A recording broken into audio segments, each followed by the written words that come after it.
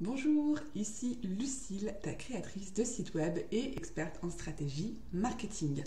Alors aujourd'hui, j'avais envie de te parler d'un élément que l'on revoit et voit beaucoup sur les réseaux sociaux et surtout et notamment sur des groupes d'entrepreneuses. J'ai nommé le questionnaire.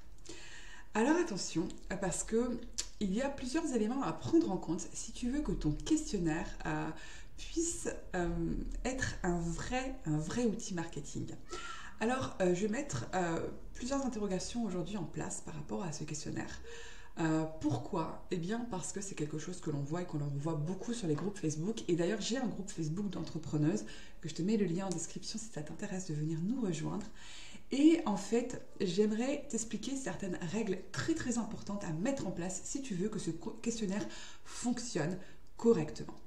L'élément numéro un, qui est une règle vraiment très importante sur le web, c'est qu'avant de demander un service à quelqu'un, donc ici de répondre à ton questionnaire de satisfaction ou autre, eh bien il faut déjà donner. Et ça, c'est un élément crucial sur le web. Je vois souvent des personnes qui arrivent sur des groupes qui ne se sont ni présentées, qui n'ont jamais participé et qui arrivent tout simplement en balançant leur questionnaire en mode « Bonjour, je m'appelle Untel, je fais un questionnaire sur ça, merci de répondre ». Eh bien, je ne vais pas te mentir, moi déjà, c'est interdit sur mon groupe, donc généralement, je préviens la personne en lui disant tu ne respectes pas la règle de la charte, donc je supprime ton questionnaire. Merci de prendre un instant pour lire les 2 règles qui se trouvent sur la charte, il n'y en a pas beaucoup. Pourquoi les gens ne répondent quasiment pas à ce genre de questionnaire? Eh bien, déjà pour un principe qui est très simple, on n'aime pas répondre au questionnaire. Pourquoi? Parce que c'est prendre du temps pour quelque chose, et sur le web, on n'a pas le temps. On n'a pas le temps parce qu'on est overstimulé par plusieurs informations, par des vidéos, par des lives, et tout est continuellement en train de nous stimuler sur les réseaux sociaux. Donc une personne qui arrive avec un questionnaire où tu vas te dire ça vous prendra 5 minutes, toi tu te dis oula, 5 minutes? Donc ça veut dire qu'il y a quoi? Il y a 15 questions, 20 questions? Non, c'est long, moi j'ai pas 5 minutes à t'accorder, donc si tu veux que je réponde à ton questionnaire, soit tu me proposes quelque chose qui sorte de l'ordinaire et qui m'intéresse vraiment, qui soit vital pour moi dans mon entreprise ou autre, soit au pire, je sais pas, moi tu me proposes un cadeau gratuit, mais pour attirer des personnes, souvent il faut proposer quelque chose en amont. Et si ça se trouve sur les réseaux sociaux et notamment sur les groupes Facebook, ce qu'il est très important de faire avant de proposer, c'est déjà de participer. Et l'élément numéro 1, c'est déjà d'arriver et de te présenter, d'expliquer qui tu es, qu'est-ce que tu fais, en quoi est-ce que tu peux aider les personnes sur ce groupe, en quoi ton expertise va pouvoir les aider, avant même d'arriver avec tes grands sabots à déposer ton questionnaire en mode « dépêchez-vous d'y répondre, je suis impatiente d'avoir vos réponses ». Non. Pourquoi? Parce qu'il faut déjà créer un lien de confiance. Sur le web, c'est primordial. Si la personne, elle ne te connaît pas et qu'elle vient de découvrir que tu viens tout juste de t'inscrire sur une nouvelle page Facebook, comme ça arrive souvent quand tu démarres un nouveau projet, un nouveau business, eh bien, elle n'aura pas tout de suite confiance, tu vois. Alors que si tu prends le temps d'arriver sur un groupe, de te présenter, de répondre à des questions, de participer, là les gens vont te connaître, te reconnaître, et le jour où tu mettras ton questionnaire, tu auras d'autant plus de personnes prêtes à te rendre ce service parce qu'elles sauront et qu'elles auront vu que tu t'es déjà investi pour elles. C'est comme ça sur le web. Tu ne peux pas demander sans avoir déjà donné. C'est une règle taboue, tacite, mais c'est la règle numéro 1 sur le web. Rien n'est plus ou moins gratuit. Alors, pourquoi, je regarde mes petites notes parce que j'ai écrit plusieurs choses. Pourquoi aussi balancer comme ça son questionnaire sur un groupe que tu ne connais pas vraiment peut aussi être très néfaste justement pour toi. Pourquoi? Parce que quand tu arrives comme ça, tu balances en mode, excuse-moi du terme, mais tu arrives un peu en mode crevard, vite, aidez-moi, SOS, j'y arrive pas, aidez-moi. Et ça, quand tu es sur un groupe d'entrepreneuses, ça n'inspire pas véritablement confiance parce que tu es tellement dans une énergie basse, dans une énergie de panique, de peur, de ci, de ça, que les gens se disent « Oh là là c'est une énergie qu'on te renvoie qui n'est pas très positive. » Alors que si tu présentes déjà clairement pourquoi est-ce que tu fais ça, comment est-ce que tu le fais, quel est ton projet derrière, eh bien déjà ça va commencer à pouvoir en donner plus sur tes éléments et dire aux gens, ah bah oui, effectivement, c'est quelque chose qui m'intéresse. Moi, j'ai remarqué que beaucoup de personnes proposent leur questionnaire pour proposer leur questionnaire, mais elles n'expliquent pas les tenants et les aboutissants de ce questionnaire. Et si tu ne l'expliques pas, les gens ne se sentiront pas impliqués. Parce que comme je te l'ai dit, ils n'ont pas le temps, ils n'ont pas l'envie, on ne va pas se mentir, on n'a pas envie de répondre à un questionnaire. Si on le fait, c'est qu'il faut vraiment que ça nous fasse envie, c'est qu'il faut vraiment que derrière, il y ait quelque chose qui nous stimule. Parce que ça va répondre, ça va faire écho à une de nos valeurs personnelles en se disant, ah ouais, dis donc, ça fait écho à ma valeur, allez, je vais prendre 5 minutes pour répondre, ou à un problème vraiment douloureux dans notre business, on se dit, ah dis donc, si elle prépare une formation sur ce truc-là, ça peut être super intéressant parce que moi, c'est un problème qui me met une véritable balle dans mon pied depuis 6 mois et du coup, ouais, je vais prendre 2 minutes pour répondre à ce questionnaire. Et là, si tu analyses 2 secondes ce que je viens de t'exprimer, eh bien, ça exprime les contours de ton client idéal. Parce que ton client idéal, effectivement, il peut se trouver dans ce groupe, mais il ne fait pas forcément partie intégrante de ce groupe. Donc là où je voudrais t'expliquer un truc important, c'est qu'avant de balancer ton questionnaire, il faut cibler ton client idéal pour qu'il s'y reconnaisse. Parce que sur un groupe de, je ne sais pas moi, 10 000 entrepreneuses, eh bien, tu en as peut-être un échantillon qui pourrait faire partie de ta cible. Mais pour qu'elle se reconnaisse, eh bien, il faut que tu expliques tout ça dans ton post avant de balancer ton questionnaire. Il faut cibler ton client idéal. Sinon, non seulement tu vas passer à côté, ou pire, tu vas attirer le mauvais client. Le mauvais client qui va répondre à ton questionnaire, qui va te donner des éléments que tu aimerais te servir peut-être pour créer une future formation ou autre, mais ces éléments seront erronés parce qu'ils ne s'appartiendront pas à ton client idéal. Et ça va te faire perdre du temps, de l'argent, de l'énergie, et ça va risquer de te mettre le moral à zéro. Pourquoi ? Parce que si tu adresses ton questionnaire aux mauvaises personnes, les mauvaises personnes vont y répondre. Tu auras donc des mauvaises questions. Et ces mauvaises questions vont te faire créer peut-être un produit qui ne répond pas à ce que tu voulais créer à la base, qui ne va pas être dans une belle énergie et tu n'arriveras pas à le vendre. C'est pour ça que, avant toute chose sur le web, avant toute chose dans un business, il faut commencer à cibler son client idéal. Et souvent sur mon groupe, quand j'ai une personne qui me dit « Bah tiens Lucille, je voudrais proposer mon questionnaire, est-ce que tu m'y autorises ?» La toute première question que je pose à cette personne, c'est « Est-ce que tu pourrais me dire quel est ton client idéal ?» Juste pour que je puisse savoir si ça fait partie des personnes sur mon groupe. Et là, elle me répond « Oui, alors mon client idéal, c'est les entrepreneuses. » Les entrepreneuses, ce n'est pas un client idéal. C'est une catégorie socio-professionnelle. Et il va falloir cibler plus précisément.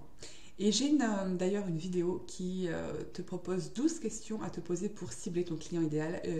J'y pense, je vais te le mettre dans la barre d'infos, mais en tous les cas, tu peux le retrouver sur mon YouTube. N'hésite pas à aller la voir, parce que ce sont des questions qui sont cruciales. Plus tu connaîtras ton client idéal, plus ton questionnaire aura un véritable impact. Autre chose, j'avance un petit peu. Qu'est-ce qui peut aussi énerver? C'est quand tu arrives sur un groupe Facebook que tu balances ton questionnaire sans y avoir été invité. Ça peut... alors, je vais t'expliquer aussi un truc qui est très très simple.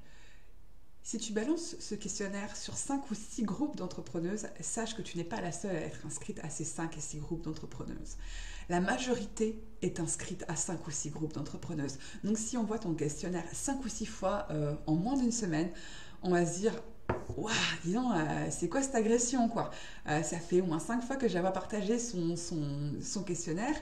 Et du coup, effectivement, ça n'inspire pas confiance, ça fait un peu du forcing. Si en plus, c'est en dehors des règles des groupes, c'est important de lire les chartes des groupes. Des fois, ça te prend 2 minutes, mais ça peut aussi énerver les admins d'un groupe qui disent « ça fait 20 fois que j'annule des questionnaires, je prends tout mon temps à approuver ou pas approuver, et au bout d'un moment ça me saoule ». Et tu peux te faire bannir de certains groupes parce que tu n'as pas respecté les règles. Voilà, t'en as qui sont assez carrés parce que ça fait 1000 fois. Moi je pense par exemple à des gros groupes genre les EQD, les entrepreneuses qui déchirent, on est toutes inscrites sur ce groupe. Et bien quand tu vois qu'elles ont plus de 800 approbations à faire les week-ends ou autres, moi, je peux comprendre qu'au bout d'un moment, elle t'envoie un grand post en rappelant la charte d'un air énervé, arrêtez de nous bombarder de questionnaires. parce que ça te prend un temps fou à administrer un groupe. Et je te promets qu'on préfère que la personne elle vienne en amont expliquer voilà son projet ou autre. Dans ces cas-là, il vaut mieux faire copain-copain avec les admins de tes groupes plutôt qu'arriver avec tes gros sabots sans lire la charte, balancer un truc qui est hors sujet et puis en mode bah écoute, soit elle le supprime, soit elle se débrouille et puis on verra bien. Moi dans tous les cas, j'espère que je vais avoir des personnes qui vont répondre à mon questionnaire et basta, je passe à un autre groupe et je balance et ainsi de suite. Tu peux comme ça te faire blacklister de beaucoup de groupes, donc ce n'est pas dans ton intérêt de faire ça de cette manière-là. Alors aussi, j'aimerais là te proposer des éléments parce que tu vas me dire, voilà, ok, bon ça c'est des éléments qui peuvent me mettre une balle dans le pied et qui ne sont surtout pas à faire quand on veut proposer un questionnaire. Alors comment est-ce que je peux proposer mon questionnaire à mon client idéal pour avoir les réponses les plus importantes et les mieux ciblées pour moi? Eh bien déjà, ce ne sera pas forcément sur des groupes Facebook. Il faut déjà te faire une première idée, c'est que ce client idéal, il y a 80% de chances qu'il gravite déjà autour de toi, qu'il soit déjà présent sur tes réseaux sociaux, qu'il like, qu'il commente déjà tout ce que tu fais sur les réseaux sociaux. Et donc ce client idéal, il est là, il est à ta portée. Mais ce qui serait important, c'est de réagir comme un humain et pas comme un robot, de privilégier la qualité à la quantité. Tu n'as pas forcément besoin d'avoir 400 réponses pour lancer ton produit. Tu as besoin d'avoir une poignée de réponses de personnes ciblées. Et dans ces cas-là, moi je t'invite vraiment à faire ressortir l'humain qui est en toi et à aller contacter cette personne en message privé. Commence tout simplement par la remercier d'avoir eu la gentillesse de répondre aux commentaires, de partager ta publication ou ces choses-là. Commence un dialogue avec elle, ça peut partir de tout et de rien, mais prends le temps d'instaurer ce lien de confiance. Commence à dialoguer avec elle et, encore une fois, c'est pas au bout des questions que tu lui dis « Tiens, voilà mon questionnaire, prends 2 minutes pour y répondre ». Non, justement, pose ces questions-là toi-même. Prends le temps de converser avec elle et commence à lui poser des questions en rapport avec ton questionnaire. Et aussi, alors là je mets vraiment un guillemot important, ton questionnaire, si tu veux vraiment qu'il soit ciblé, que les gens aient envie d'y répondre, il ne doit pas faire plus de 4 questions. Les questionnaires de 20 questions, ça ne fonctionnera pas, les gens n'ont pas la patience.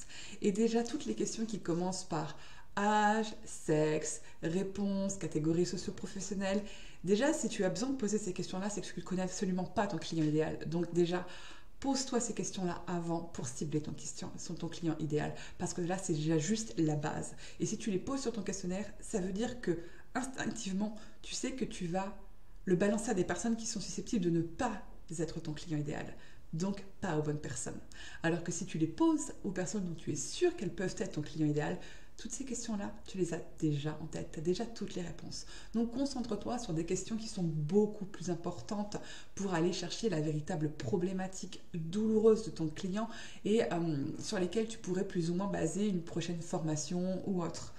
Donc voilà 4 questions vraiment importantes, des questions ouvertes pour que la personne te donne des éléments et des mots clés. Et donc va lui poser ces questions-là sur Messenger. Prends le temps de parler à cette personne-là. Ou tu peux aussi, si tu as une page Facebook avec du monde, essayer de faire un sondage en utilisant ces questions-là. Les gens adorent répondre à des sondages. Et bien justement, fais un premier sondage où tu commences à aiguiller et te dire « Tiens, ces personnes-là ont répondu de telle manière-là. Donc ça veut dire qu'un tel et un tel sont susceptibles d'être mes clients idéaux. Donc, je vais les contacter en message privé, les remercier d'avoir répondu à mon sondage et leur demander plus amples explications, plus de détails sur leurs problématiques. » C'est comme ça. Tu sais, sur le web, c'est en mettant de l'humain sur le web que tu pourras vraiment faire toute la différence. Et je sais qu'on voit beaucoup de gens balancer des questionnaires, mais ça ne fonctionne pas si tu le fais d'une manière robotique. Fais-le d'une manière humaine. Tu peux aussi, et là encore, l'important d'avoir une newsletter, proposer ce questionnaire en newsletter. parce que les personnes t'ont déjà donné leur adresse mail, parce qu'ils sont déjà plus ou moins en relation de confiance avec toi. Donc là, tu peux soit leur proposer voilà, d'aller sur un Google Form et de répondre à ton questionnaire, soit de faire une séquence de newsletter avec une problématique ou une question par newsletter en leur invitant à cliquer sur répondre et voilà, à créer un vrai lien, une vraie conversation humaine avec ces personnes-là. C'est très très important. Et donc voilà, bah écoute, j'ai fait le tour et j'espère que cette vidéo va te donner des éléments clés pour construire un questionnaire. C'est important. Le questionnaire est effectivement un outil marketing extrêmement important. Mais pour le faire de manière judicieuse et inviter les gens à te répondre et à participer, eh bien il faut s'adresser à elles de manière spontanée et humaine. Et 2, préparer un questionnaire qui n'ait pas plus de 4 questions vraiment clés, vraiment importantes, des questions ouvertes, qui aillent toucher la véritable problématique de ton client. Voilà, et bien écoute, je te souhaite une très belle journée, et puis bien écoute, bonne chance pour ton prochain questionnaire. À très bientôt.